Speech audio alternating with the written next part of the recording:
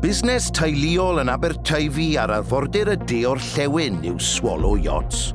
Maen nhw dylunio ac yn gwneud cychod hwylio o ansawdd.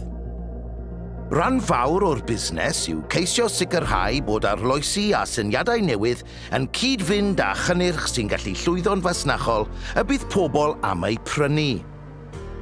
Maen nhw ar fin lansio cwch hwylio newydd o'r enw Coast 250, sy'n hollol wahanol i ddim byd maen nhw na neb o'i cystadleuwyr wedi wneud o'r blaen.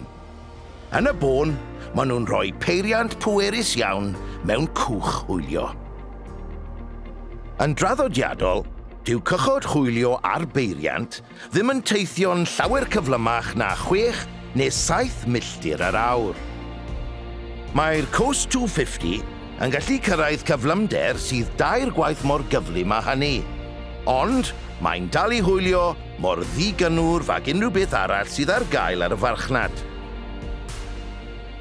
Mae'n gwneud hyn drwy dynnu'r peiriant o gefn y cwch i ganol y cwch, mwyn ceisio cadw'r cydbwysedd.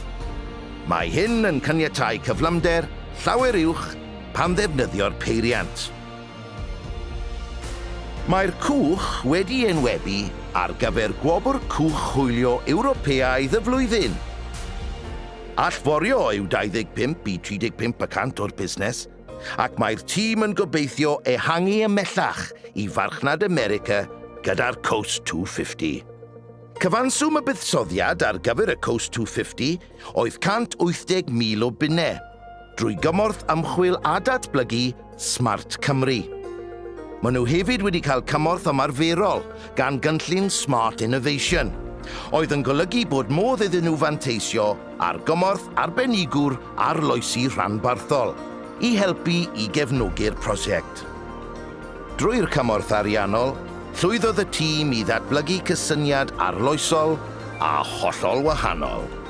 Heb y cymorth hwnnw, fyddai ddim wedi bod yn bosib symud ymlaen i ddatblygu'r Coast 250.